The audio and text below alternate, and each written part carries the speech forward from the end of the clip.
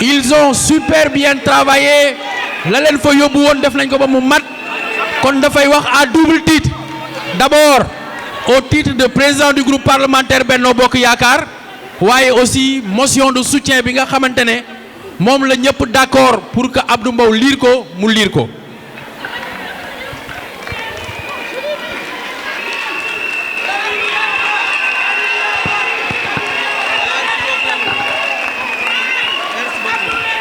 jërëjëf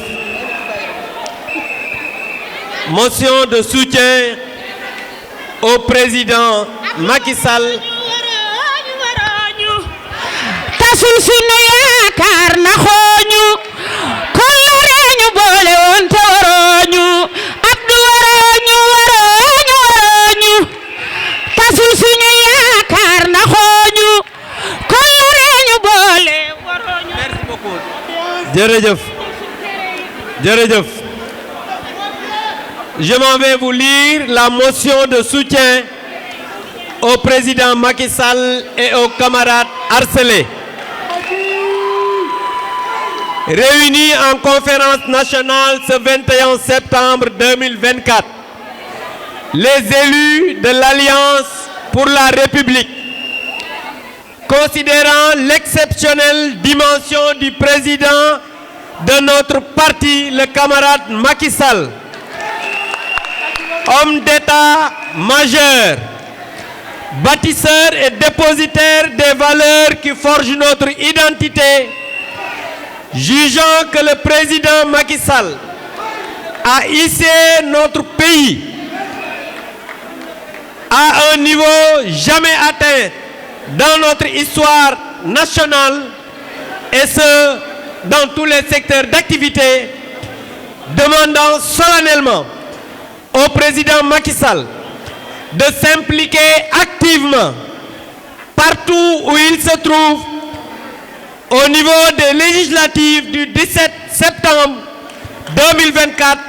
afin de garantir une victoire éclatante de notre coalition. Profite de ce moment historique pour apporter leur soutien, mais je dis bien soutien total, à ATEL, c'est-à-dire l'Alliance pour la transparence des élections, et à tous les camarades harcelés et violemment agressés par le pouvoir en place. Fait à Dakar le 21 septembre 2004, la conférence nationale de l'Alliance des élus de l'Alliance pour la République. ci wolof rek tey jii dañu am motion boo xam ne dañu koy def te ñi koy def du ñenn ñu dul ñi nga xam ne ñooy ay élus de l'Alliance pour la République jëmale ko ci ki nga xamante ni mooy le camarade président Macky Sall, président de notre parti, ak suñu camarades yi nga xam ne ñu ngi leen di bundu xataal. motion boobu nag li ko tax a jóg mooy dañu jàpp ne président Macky Sall nit la koo xam ne c'est un homme d'État majeur, nit la koo xam ne fépp foo xam ne sénégalais mi ngi fa doon séntu développement yóbbu na ko fa ci loo xam ne kawe na suñu njort ci wàllu éducation, wàllu santé, wàllu social, wàllu infrastructure, wàllu démocratie ak wàllu wax loo xamante ni nii du deñ ndax nag gis nañ ne ñi nga xamante ni nii ñoo fi ne tey lu ñu la wax tey jarul dër sa doom ndax duñu wax dëgg. camarade président élu yi daat ne fépp foo xam ne mi ngi fa nekk ñi ngi koy wax ne xam nañ mën-mënam, xam nañ xam-xamam, xam nañ li nga xamante ni tekk na ko ci réew mi ak bitim réew lépp mu mën na ko def pour que lii nga xam ne mooy Alliance pour la République ak coalition bu ñu mën a àndal gagner élection yi le 17 novembre. ñu ngi ciy teg li nga xam ne mooy ñii nga xam ne ñooy ATEL élus yi nee nañ mooy Alliance pour la transparence des élections,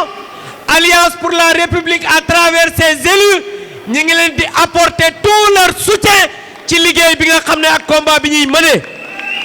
ñi ci topp nag mooy dañu jëm ay élections le 17 novembre ñoom non seulement dañu violer la loi ak li nga xamante ni teg nañ ko waaye ñi ngi commencé di woote suñu camarades yi ci police ak gendarmerie te loolu ku xam ne ñi nga xam nañ la dañ leen a door ñu daanu la ñu nar a sonal pour def chasse aux sorcières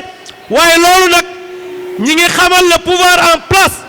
que les élus de l'APR feront face ndax fii ragal yeewoo fi ragal juddoo fi te ragal amu fi maa ngi leen di sant di leen gërëm wa salaam